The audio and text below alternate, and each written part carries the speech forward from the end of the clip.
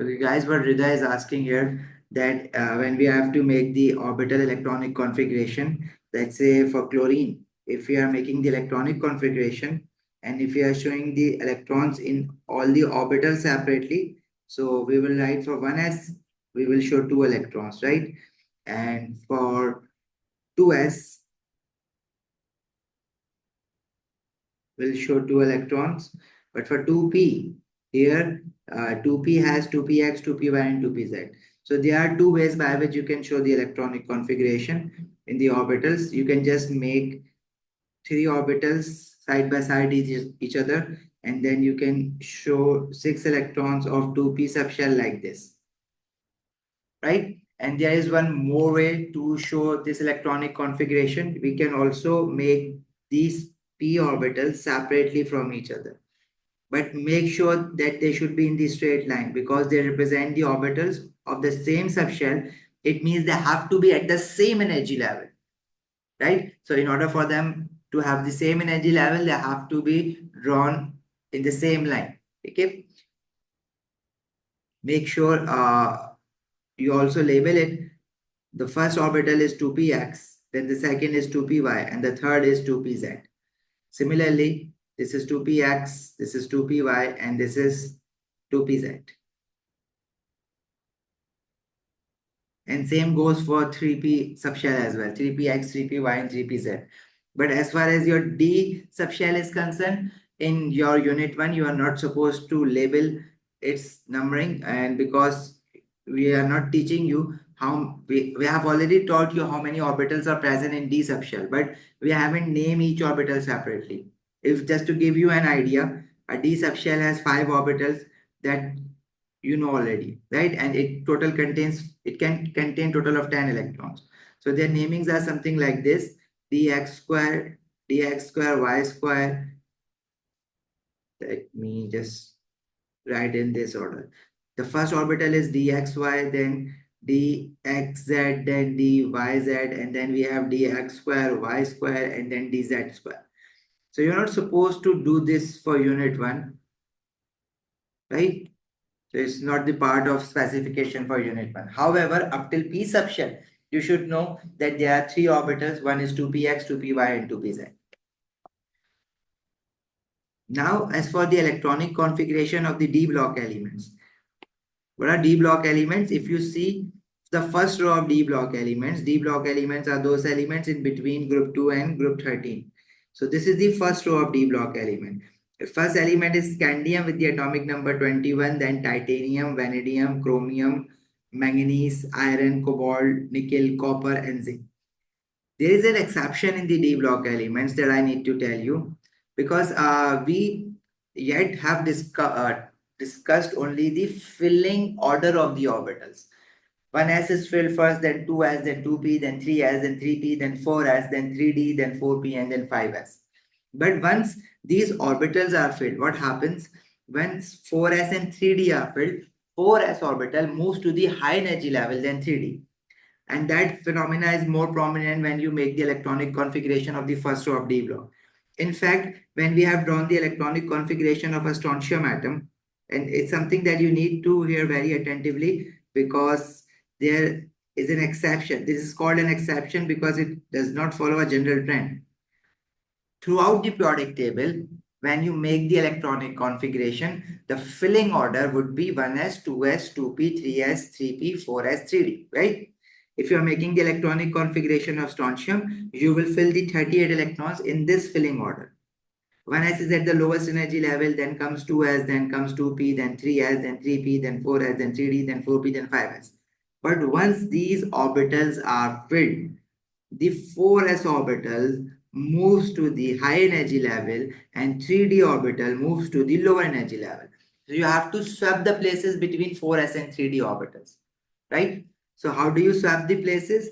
You just write the order like this: 1s2, 2s2, 2p6, 3s2, 3p6, 3d10 we write before 4s now, and then 4s, 4p6, and 5s2. Right? So once the filling is done, then 4s moves to the high energy level. But right now you would say, what difference does it make? If we just fill 3D first and then we fill 4s, it would be much easier, because then we have to learn only one filling order. But I'm telling you that 4s, let me write it down it for you. 4s orbital is filled first, then 3D. But after filling, 4s moves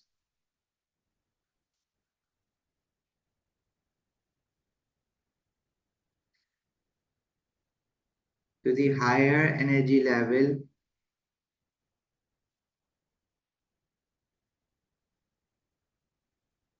than 3D. So we're going to write the final electronic configuration of a strontium atom in this order. We will write 4s first, we will write 3D first, and then we're going to write 4s. But obviously this won't make much sense to you unless we see the electronic configuration of the first row of D block element. Because right now you can just say that what if we fill 3D first and then we fill 4s, then the electronic configuration or the final electronic configuration would still be the same. So what difference does it make? Actually, because we are filling 4s and 3D to its maximum capacity here, so the difference cannot be seen. But let's make the electronic configuration of the first row of D block elements, and then you will realize the difference. So let's put the heading first electronic configuration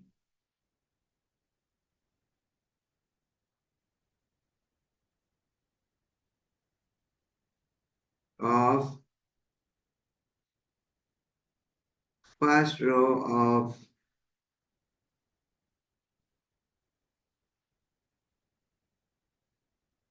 D block elements. The first element that we have in first row of D block is scandium. If you just notice, now I am avoiding to call this element as a transition element, and there is a reason behind it, because not all of these elements are transition elements. Let me tell you one thing. You know what? Zinc here is not a transition metal. In fact, scandium is not also a transition metal. But right now we cannot understand why zinc and scandium is not a transition metal, because in other units you will study the chapter transition metals, and then you will study the definition of transition metal. Zinc and scandium does not qualify to be a transition metal, right? So generally you can still call these elements as transition metal because you haven't studied that so far. But in chemistry, these elements are now would be called as D block elements. As far as grade 11 was concerned, it was okay. But now try to call them D block elements instead of transition elements.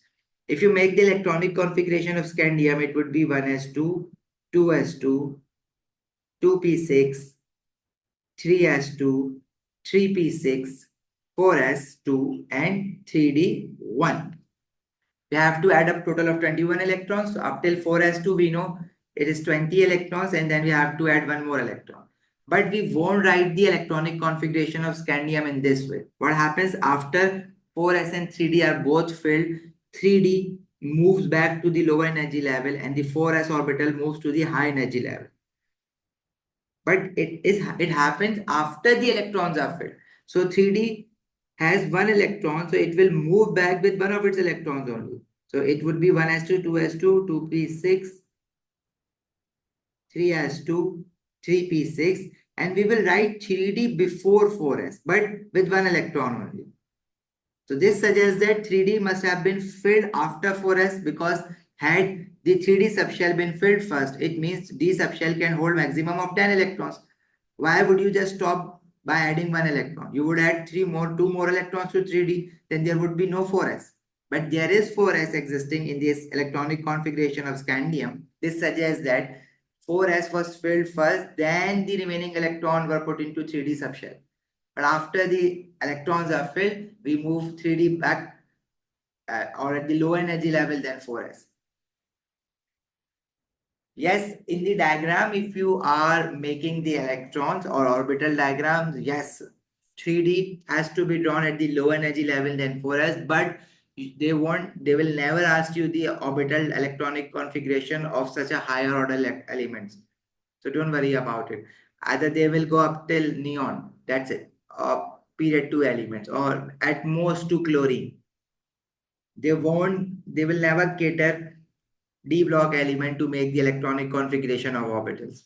But if you need to make an electronic configuration, it means you have to make 3D one first, then you have to draw 4s.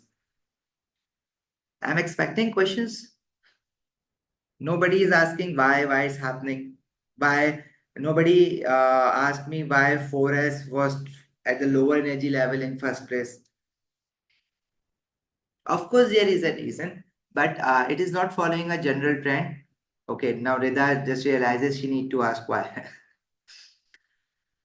Of course, there is a reason. Because when 4s and 3D, when they were empty, 4s was at a lower energy level, 3D was at a high energy level. But once the 4s gets the electron, 4s electrons, they actually, because this reason is complicated and you cannot understand the complete reason and is not part of your syllabus. But once, if you see the shape of the 4s, this is all spherical shape, right? But the 3D has a very different shape. It has a shape which is a mixture of p orbital, p subshell. It has a shape like this. One of the lobe is at the top, the other lobe is at the bottom, right? And its electrons are also revolving around the nucleus in a circular pattern. So we make it a disk like this. So this is the shape of the d subshell, sort of like this. But we do not have to study it right now. For unit 1, we not gonna study it, but still, I'm just trying to give you an idea that 3D was basically at the high energy level than 4s. The 4s area was lesser than 3D. But when the electrons of 4s starts moving, they actually moves to the higher areas compared to 3D. And there are more complicated reasons behind it. We are not going to discuss that because this will only make you confused. And you know what? If you just write the electronic configuration the way we have written and the way we have been writing in the last class, this is acceptable too. But in case if you see the electronic configuration of the D block element written like this, do not get confused. This is the actual way that's how we write the electronic configuration. But in case if you see in the questions, if they have written the electronic configuration like this, then it is acceptable. Even in theory paper, if you just write the electronic configuration by first method, that won't deduct your marks. Getting my point? But still, you need to know the actual thing. So after scandium, we have titanium with the atomic number 22. Make the electronic configuration of it 1s2, 2s2, 2p6, 3s2, 3p6, 4s2, and 3d2. But you know, once 4s and 3d are filled, the 4s will move back to the low energy, high energy level, and 3d will move back to the low energy level. So 3d will be at the low energy level, 3p6, and then 3d2 and 4s2.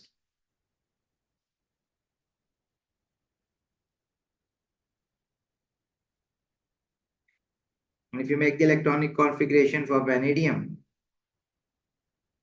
it is 1s2, 2s2, 2p6, 3s2, 3p6, 4s2, and 3d3.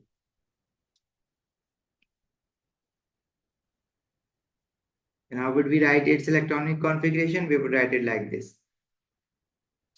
After 3p6, 3d, after being filled, it will move back to the low energy level.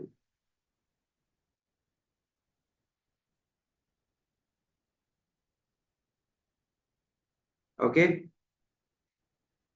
After vanadium, we have chromium. Now you have to listen it very carefully. If you make the electronic configuration of chromium, Can you guys start telling me how many electrons I have to fill? 24 after 1s, then we would have 2s. After 2s, we are going to fill 2p, 2p6. After 2p, 3s, 2, and 3p6. And as per the filling order, after 3p6, we have to fill 4s, right? And the 4s orbital can hold maximum of 2 electrons. But 4s of vanadium, 4s of chromium can only hold 1 electron. It cannot hold more than 1 electron. So the remaining electrons will then come in 3D subshell. So up till 4s, now we have added a total of 19 electrons. So we have to add total of 5 more electrons in 3D. Oh, Rida, you are very quick in asking this. Again, let me tell you first, again, the reason of it is not the part of our specification, but you must be curious why, if in all the elements 4s has 2 electrons, how come chromium's 4s has only 1 electron? Of course, there is a reason behind it. Actually, what happens is, okay, if you just notice the electronic configuration from scandium to vanadium, everything was same. But in chromium, how come things are so different?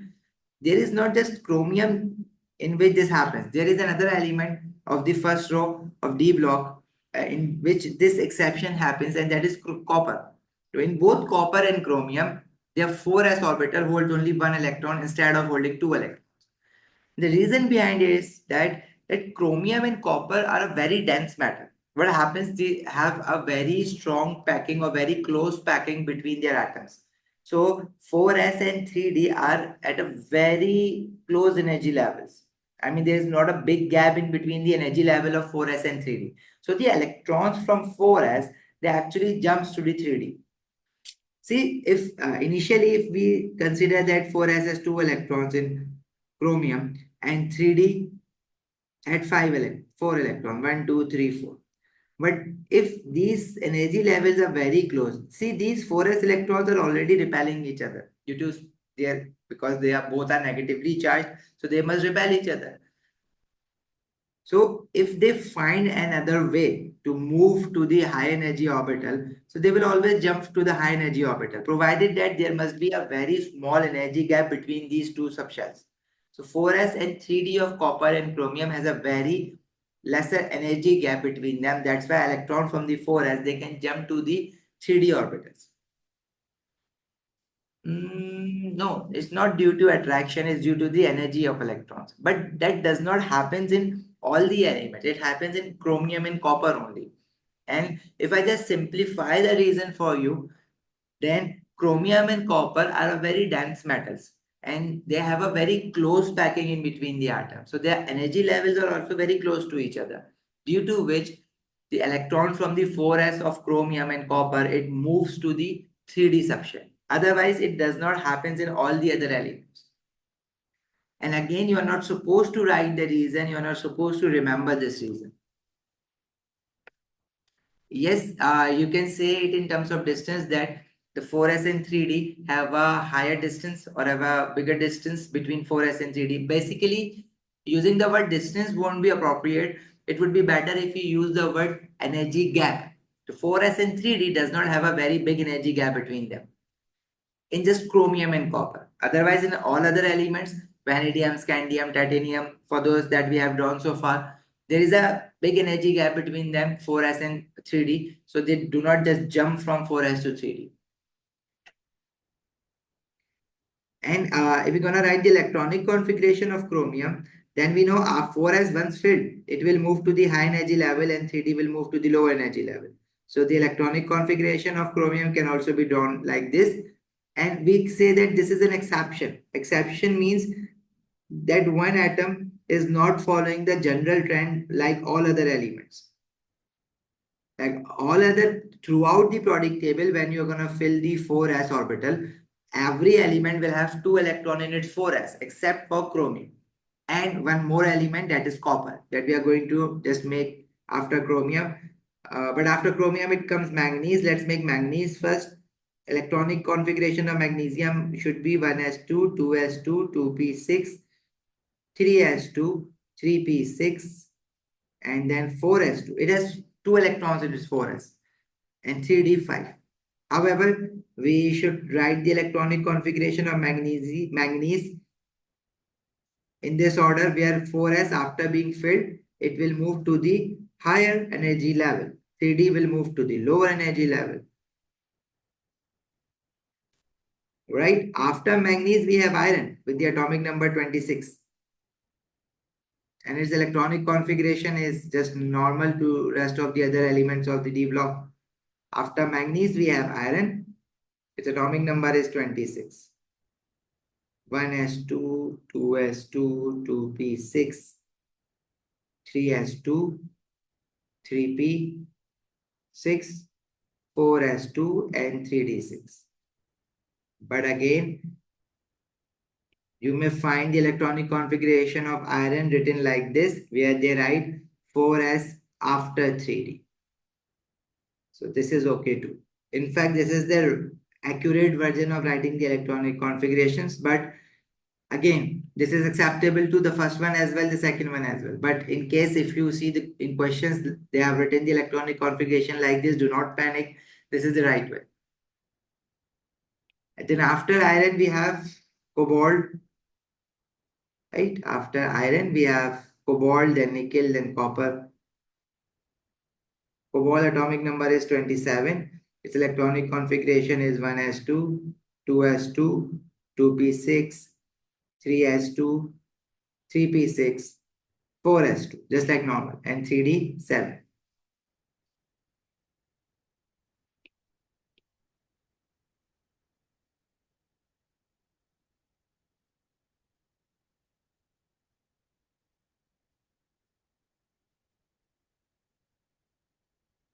After cobalt, we have nickel, the atomic number 28. Its electronic configuration would be 1s2, 2s2, 2p6, 3s2, 3p6, 4s2, and 3d8. But the final order of the electronic configuration should be something like this, where 4s is written after 3d.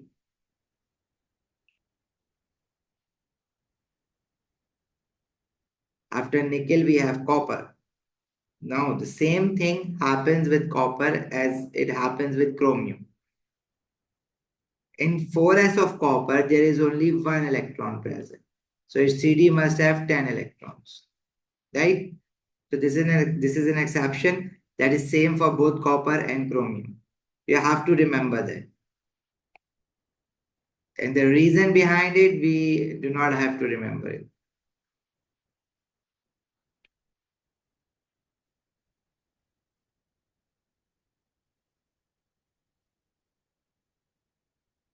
We call it an exception because they are not following the same order as the all other elements of the periodic table. Then we have zinc, atomic number 30. Again, it does not have such thing like copper and chromium. We would fill its electron normally as we fill. 4s2 will hold 2 electrons and then it comes 3.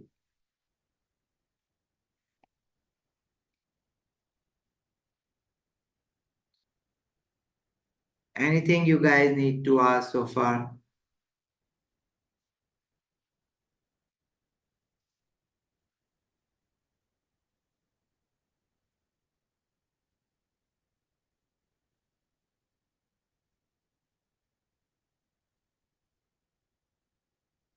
Nothing?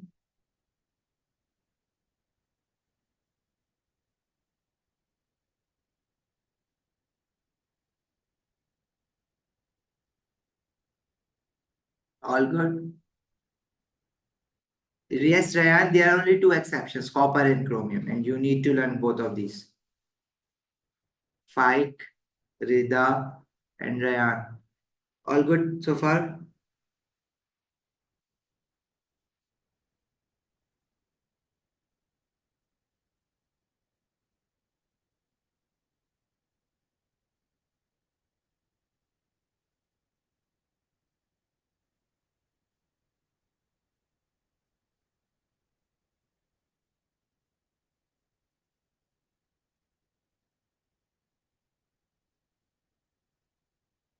Okay. The next topic is actually, if you recall from your grade 11, what you used to call your O level or IGCSE, grade 11 or grade 10?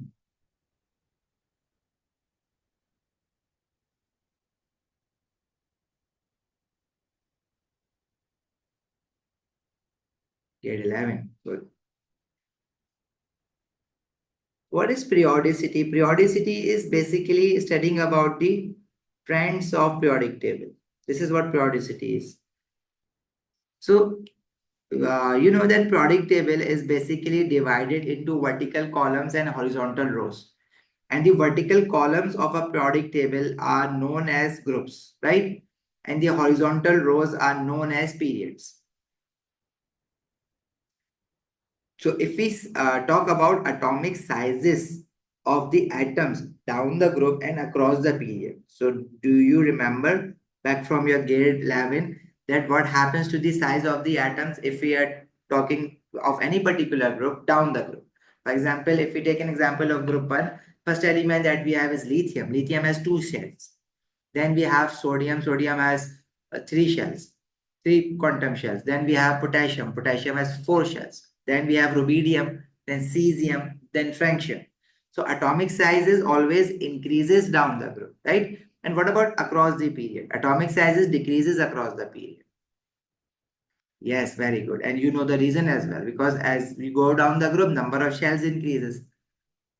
So why does atomic size decreases across the period? Across the period, number of, you guys know what periods are. Horizontal rows of a periodic table are known as periods. There are total of 7 periods in a periodic table, and there are total of now 18 groups in a periodic table. Because we have also numbered, or we have also assigned group numbers to all the elements in between group 2 and group 3. So now as you reach noble gases, that would be your period group 18.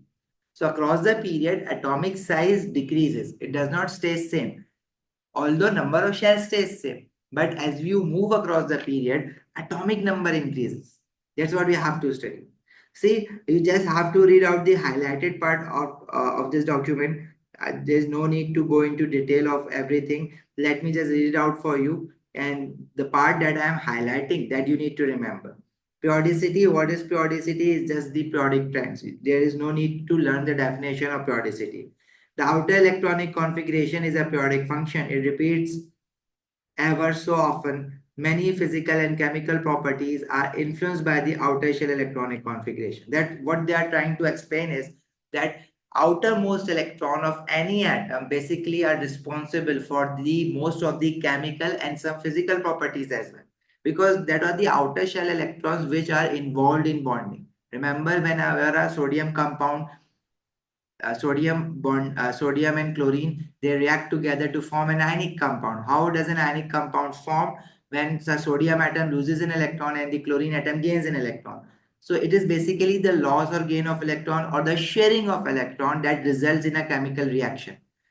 Whenever a chemical reaction happens, a new compound or a new substance is formed. And the reason behind the formation of a new substance or a chemical reaction is that the atoms, they need to achieve stability. So one way or the other, they react with each other by losing electrons, by gaining electrons, or some of them by sharing electrons.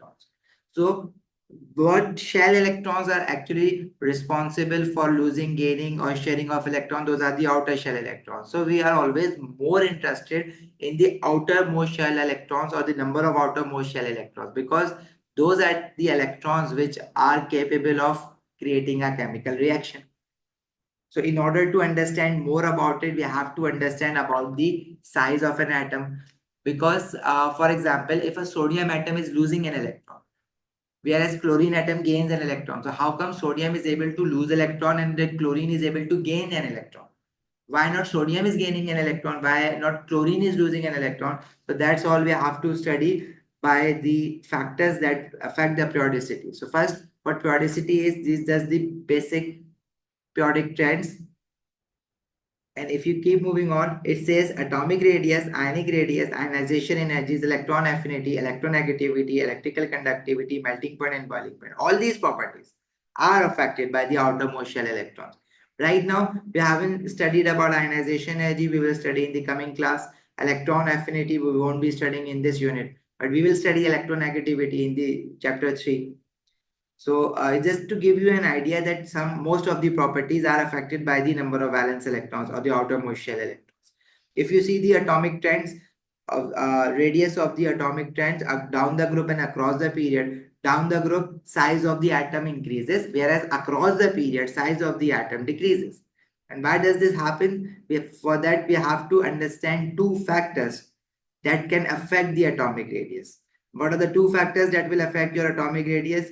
These are more detailed that we will discuss, but right now, first you have to study about the factors that can actually increase or decrease the atomic radius. So what do you think what those two factors could be?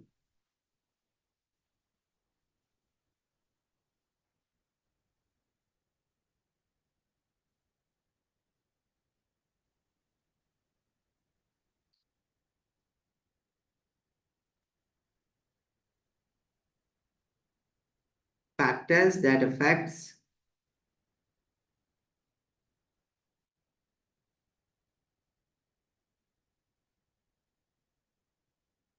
atomic radius, or we can also call it atomic size.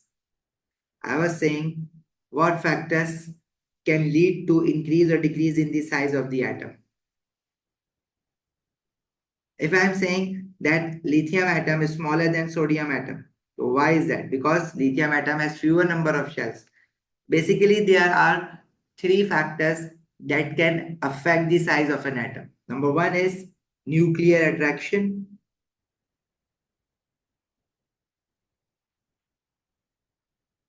Nuclear attraction is also known as nuclear charge,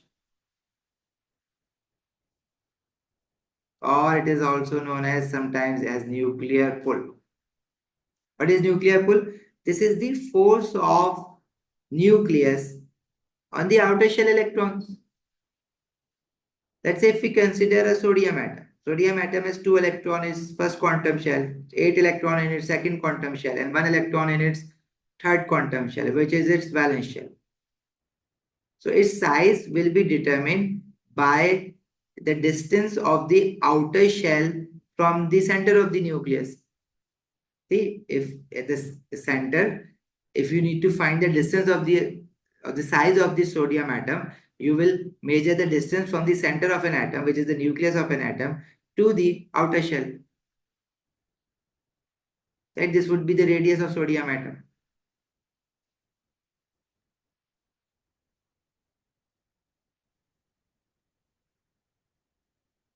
And sodium atom has 1 valence electron. Its second shell has 8 electrons. Its first shell has 2 electrons. So how come these electrons are staying in these orbitals? Because the nucleus is positively charged. It is the job of the nucleus to hold these electrons. Why? Because this nucleus is positively charged. How come the nucleus is positively charged? Because nucleus have protons and neutrons. Neutrons are neutral, but protons are positively charged. So that's why the overall charge of the nucleus is positive, right? So the pulling power of this nucleus will keep the electrons into their shells or the respective shells which a sodium atom has. So let's say this nucleus is more highly charged. So what do you think? The electron would move farther away from the nucleus, or they would become more closer to the nucleus? If I compare two atoms of the same number of shells, let's say if we have a sodium atom and if I make magnesium atom also have how many number of shells? 3 shell, because it is also from period 3. If you make its electronic configuration, that would be 2, 8, 2. So a nucleus of magnesium has 12 protons as compared to the sodium, which has 11 electrons. So the size of the magnesium atom should be smaller than the size of the sodium atom. And the reason is number of shells are same. But as nuclear attraction of magnesium is greater due to more number of protons, it means the nucleus of magnesium will hold its electron with a greater force. So they will be further closer towards its nucleus. I have to draw it smaller in size as compared to magnesium. You're getting my point? Right now we are not talking about breaking anything, but right now we're just saying that for example, if we have a sodium atom and a magnesium atom, sodium atom has 3 shells, magnesium atom also have 3 shells. But the size of magnesium atom is slightly smaller than the size of sodium atom. And the reason is, although they have same number of shells, but still the radius of magnesium is smaller because the number of protons in the nucleus of magnesium are greater. Magnesium has 12 protons, sodium has 11 protons. 12 protons will hold its electrons with a greater force. So the electrons will be more closer to the nucleus of magnesium as compared to the sodium. Okay.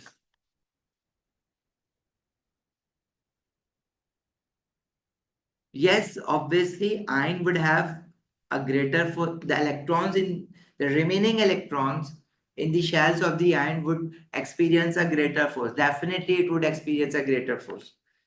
Rida is asking that if we make a sodium ion, let's say if we make a sodium ion by removing one electron, so the remaining 10 electron, will they be held together with a greater force or with a smaller force? See, we have just removed an electron, but the number of protons in the nucleus are still same. Previously, in the sodium atom, 11 protons were holding 11 electrons, right? 11 protons were holding 11 electrons. But now, once you have removed one electron, 11 protons are holding 10 electrons. So these 10 electrons would be attracted towards the 11 protons with a greater force. Got it? Okay. So basically, the first factor that can affect the size of the atom is the nuclear charge. If any atom has more number of protons, its nuclear charge would be greater, its size would be smaller. So if I just write it down for you, increase in nuclear charge,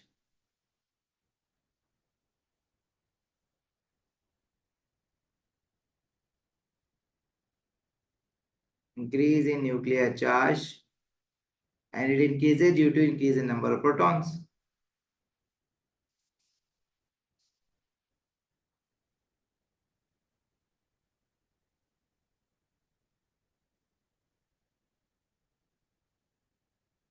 Decreases atomic size, right? The second factor is number of shells. If any atom has more number of shells, obviously by default its size would be greater.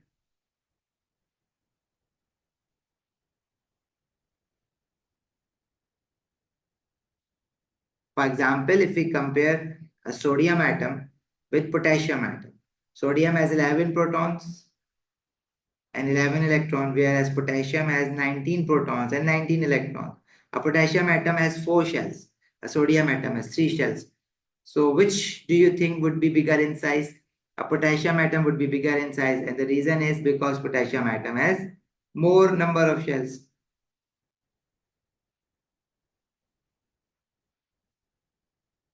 I have a question.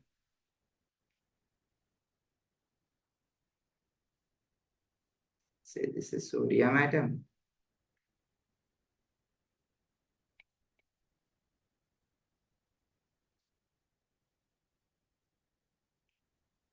And this is potassium.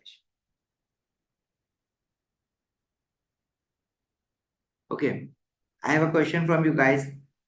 It's very common sense, right? If any atom has more number of shells, obviously they will occupy a greater distance from the nucleus and they would be bigger in size. That makes sense, right? But from sodium to potassium, there is also an increase in number of protons. Potassium has more number of protons. So won't the nuclear charge be higher or greater in the potassium as compared to sodium? Won't it just counterbalance would try to counterbalance the increase in size due to the atomic radius and number of shells? Although a potassium atom has 3 shells. Sorry, it has 4 shells. I have drawn 3 shells. 4 shells.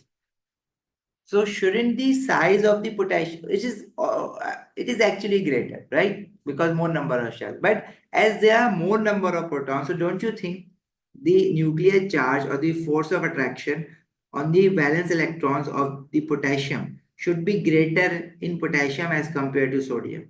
So shouldn't they be actually like very close to each other due to more number of protons?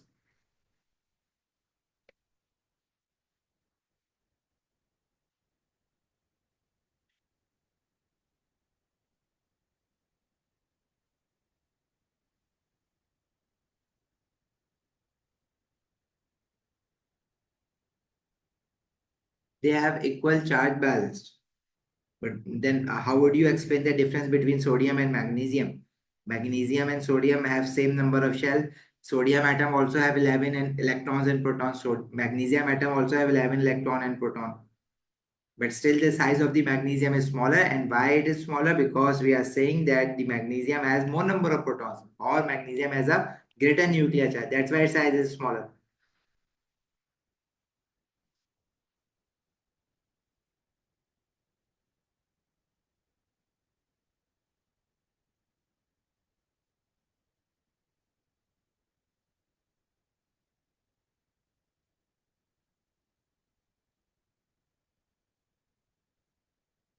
Yes, Rayan, fight. In order to understand this, we have to understand a third and a very important factor that can affect the atomic radius. And the name for this factor is shielding effect. This is also known as screening effect. What is shielding effect or screening effect? Now, this is a tough one. You have to listen it very carefully. See, if we make the atomic structure of sodium or any other element, we are interested on the nuclear pull on the valence electrons, right? Because we know that a nucleus is positively charged and it will exert the force of attraction on the electron towards its center. There are also electrons present in the inner shells. Inner shells also contain electrons, right? And these all electrons are negatively charged. So don't you think the inner shell electrons, they also repel the outer shell electrons away from them? All the electrons, they should repel each other because they are negatively charged. So don't you think the inner shell electron would exert the force of attraction on the outer shell electron? Actually, the inner shell electron would always exert the force of attraction on all other electrons. But if you see the electrons of the second shell, if they're going to repel the electrons of the first shell electrons will move more closer to the nucleus. But the electrons of the outer shell, they will move away from the nucleus. Similarly, all the electrons from the first shell and the second shell together, they will always exert the force on the outer shell electron, which would be away from the nucleus. Let's say if the nuclear charge is capable of exerting a force of 10 Newton. Just to give you an example, 10 Newton is a very big force. Let's say if the nucleus of sodium is attracting this outer shell electron by the force of 10 Newton. However, these inner shell electrons are exerting the force in the opposite direction to that of the nuclear charge. But this force is not equal to 10 Newton. Obviously, it is way lesser than as compared to nucleus. But let's say if it is of 2 Newton.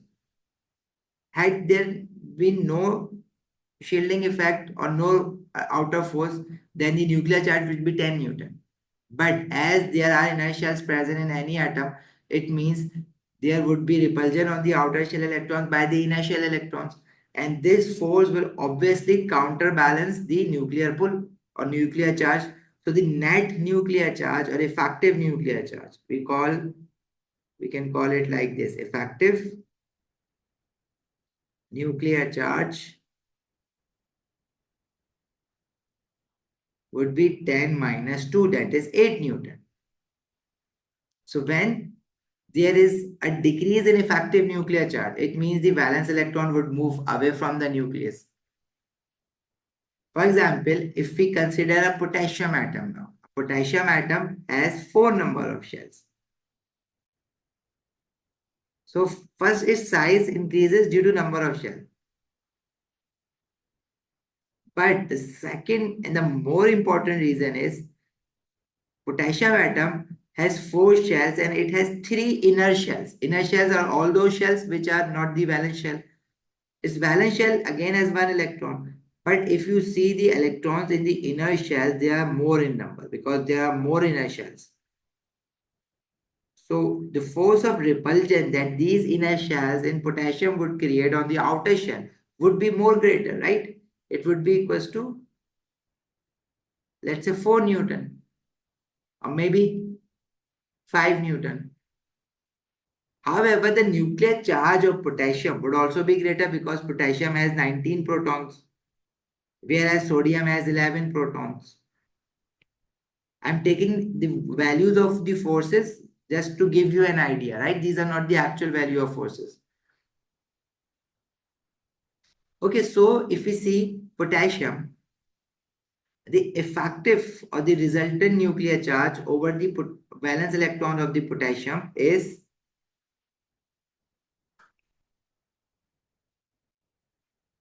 let's say, nuclear pull force of sodium was 10 Newton. And for, let's say, for potassium is 11 Newton. But if we're going to subtract 5 from it, let's say, let's take it 12 Newton. 5 would, 11 would be smaller. And the force of repulsion on the outer shell electron in the potassium atom due to inner shell electron is of 5 Newton. So if we take the resultant, it would be equals to 7 Newton. It means the effective nuclear charge or the resultant nuclear charge or the resultant force that the nucleus is actually able to attract the electrons with of the outer shell was 8 Newton in sodium with 11 protons. However, in potassium, despite with 19 protons, it still can only exert the resultant force as 7 Newton, which is lesser than as compared to sodium. And the reason behind is because the repulsion force in potassium is greater as compared to sodium. And why is that? Because there are more number of shells or more number of inner shells in a potassium atom as compared to sodium atom. This repulsion on the outer shell electrons by the inner shell electrons is basically known as shielding effect. Yes, you got my point or not?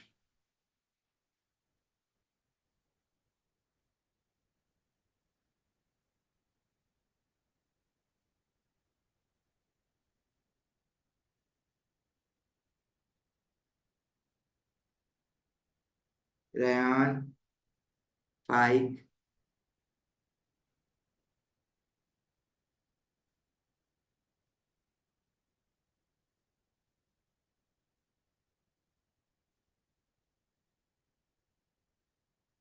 5.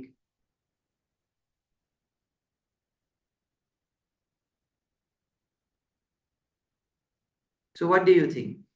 If the shielding effect increases, size of the atom increases, right? Although nuclear attraction is increasing from sodium to potassium, but the effective nuclear attraction is decreasing. Why? Because the shielding is increasing.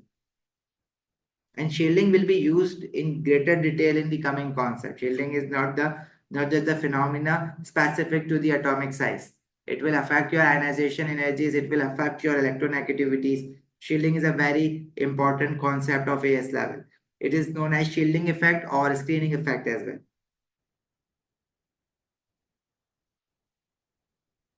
So increase in shielding, increase.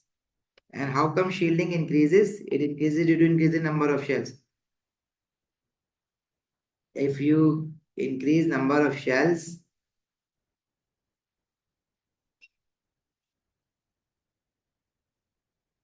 is shielding effect increases. Shielding effect is also known as screening effect.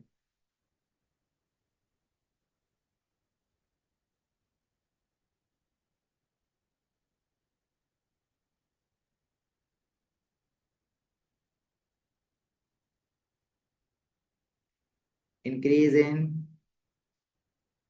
number of shells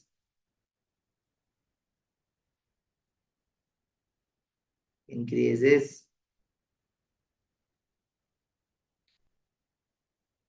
shielding effect, and which increases size of atoms.